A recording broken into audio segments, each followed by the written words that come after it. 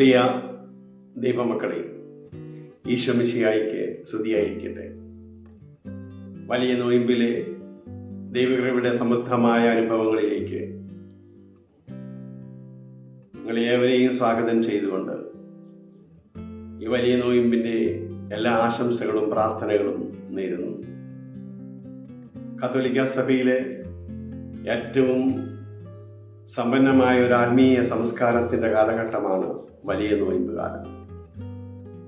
ഏറെ മെച്ചപ്പെട്ടതും രക്ഷാകരവുമായ ഒട്ടേറെ ആത്മീയ ബോധ്യങ്ങൾ നമുക്ക് ലഭിക്കുന്ന ഈ നോയമ്പ് കാലത്തെക്കുറിച്ച് ആത്മീയതയുടെ വസന്തകാലമെന്ന് സഭാപിതാക്കന്മാർ വിശേഷിപ്പിക്കും.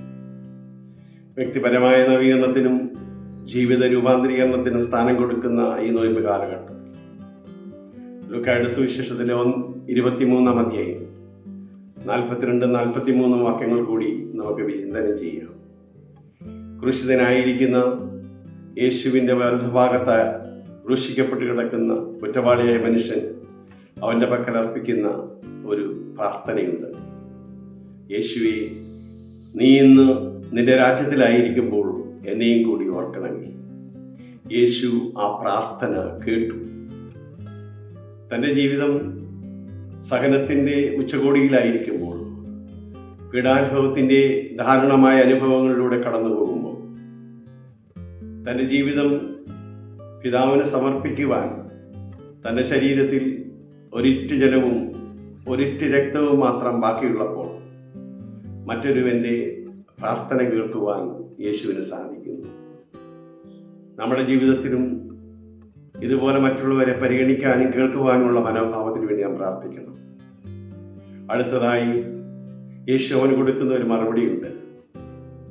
സത്യസത്യമായി ഞാൻ നിന്നോട് പറയുന്നു, ഞാൻ ഇന്ന് പ്രതീക്ഷയിലായിരിക്കുമ്പോൾ നീയും എന്നോടൊപ്പം ഉണ്ടാകും. മറ്റുള്ളവരെ രക്ഷാകരമായ പ്രതീക്ഷാനുഭവത്തിലേക്ക് കൂട്ടിക്കൊണ്ടുപോകുന്ന ദൈവസ്നേഹത്തിൻ്റെ പരിമിതികളില്ലാത്ത അനുഭവം യേശുവോടെ പങ്കുവയ്ക്കുകയാണ്. നമുക്കും പ്രിയമുള്ളവരെ, നമ്മുടെ ജീവിതത്തിൽ മാനസാന്തരത്തിനും ജീവിത നവീകരണത്തിനും വേണ്ടി ഞാൻ പ്രാർത്ഥിക്കുമ്പോൾ മാമോദിസായിലൂടെ നമുക്ക് ലഭിച്ച പ്രേക്ഷിത ദൗത്യത്തിൻ്റെ നവീകരണത്തിന് വേണ്ടി കൂടി നാം പ്രാർത്ഥിക്കണം. മറ്റുള്ളവരെ സ്വർഗീയമായ രക്ഷാകരമായ അനുഭവത്തിലേക്ക് കൂട്ടിക്കൊണ്ടുപോകാനുള്ള കൃപ നമ്മൾ ചോദിക്കണം. ഈ നോയമ്പ് കാലത്ത് ദൈവകൃപ സമൃദ്ധമായി നമുക്കുണ്ടാകട്ടെ എന്ന് നമുക്ക് പ്രാർത്ഥിക്കാം. എല്ലാവർക്കും നോയമ്പിൻ്റെ ഒരു വസന്തകാലം ആശംസിക്കുന്നു. ആമേൻ.